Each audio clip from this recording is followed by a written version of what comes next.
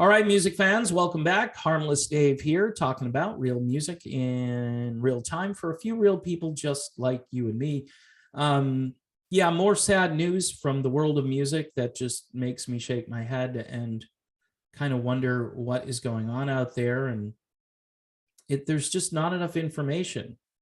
And I understand privacy. I understand not wanting to disclose anything to the media. I get that completely.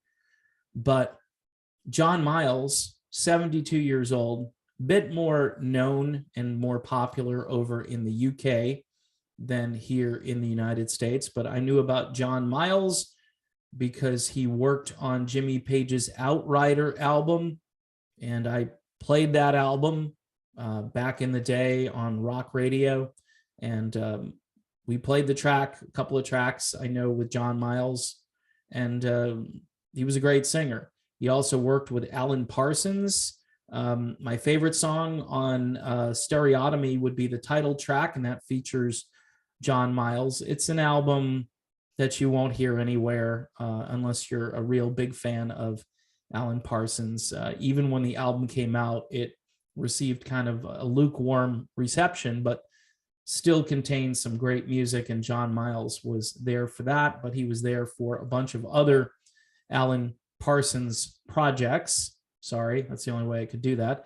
Let me read this article and break it down a little bit. And it's just weird. So John Miles has died after a short illness. Here we go again.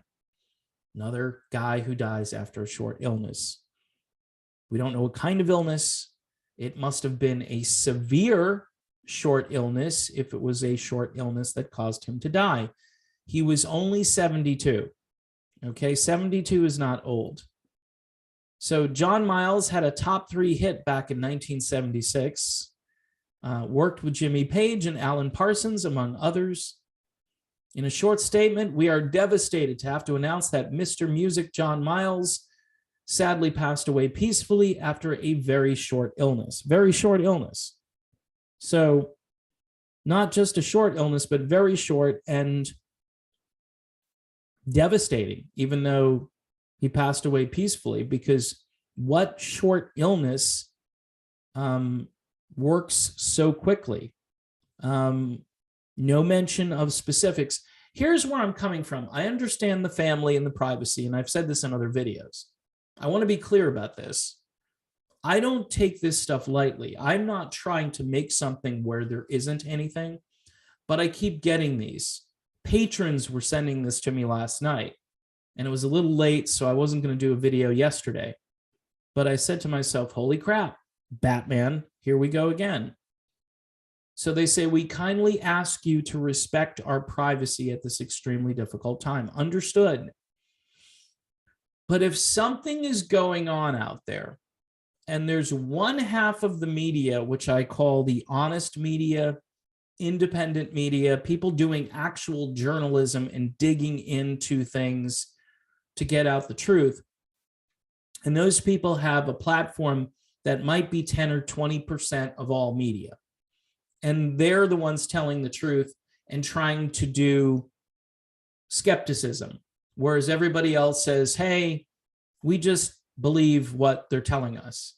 And why would they do this? Why would they tell lies? And we all know the motivations, but people can't accept it. They have, a cognitive dissonance or disconnect from that whole idea that somebody might have some kind of nefarious motivation. So he will live in our hearts forever. And the wonderful musical legacy he has left behind. You are our first love and will be our last, our husband, father, grandfather, and hero.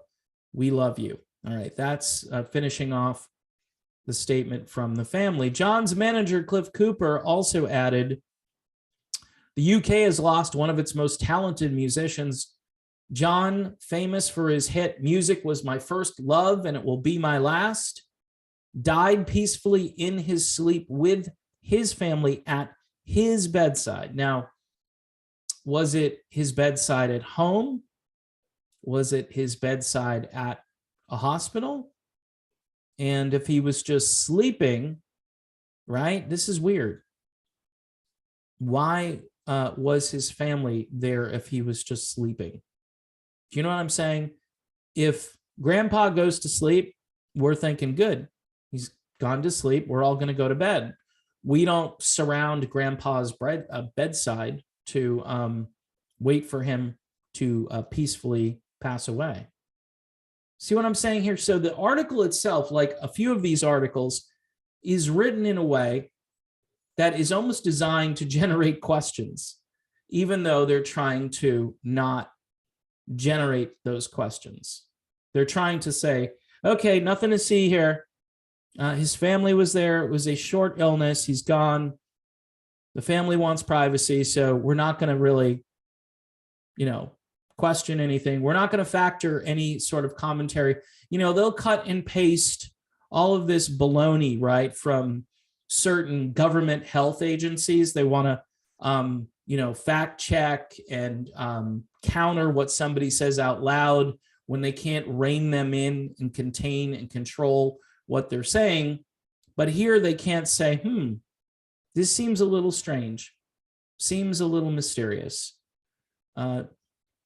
John played alongside a plethora of artists, from Tina Turner, Jimmy Page, Joe Cocker, to Andre Botticelli, among others. As John's manager and friend for over 50 years, John was not only so kind and gentle, but a brilliant musician and songwriter on the world stage. So it would be kind of nice, with all of these accolades about John Miles, that somebody would come forward and say, this is what happened to John. We don't want it. They do this too. Like if you have heart disease or cancer, they'll say you should do cancer screenings.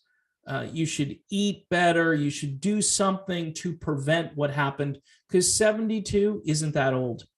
I'm just saying. Now, what is happening, though, is conditioning, where we start to think 72, that's, okay, I see, 72. He was married to his wife for 50 years, Eileen. They had 2 children and 2 grandchildren. It's just sad. It's just really sad. Grief is the price we pay for love. He will be greatly missed, and his music will live on forever. Miles was signed to Decca Records in 1975, for whom he released 4 notable albums. Rebel in 1976, Stranger in the City in 77, Zaragon in 78, and More Miles Per Hour in 79. He also was featured on 4 Alan Parsons albums: Tales of Mystery and Imagination, Pyramid, Stereotomy, and Gaudi, as well as on Eric Wolfson's Freudiana album. Hopefully I pronounced that right, but Eric Wolfson, of course, intimately involved with Alan Parsons, so it doesn't surprise me that John Miles would be helping out with him. This is just another one of those things where you say, I don't think we know everything about this. I don't even think it's close. And with all that's going on in the world right now, people should be questioning stuff. They should question everything, literally. And, with all due respect to the family and their privacy, people have a right to know. And if we can help save people from whatever happened to John Miles, then it's worth doing.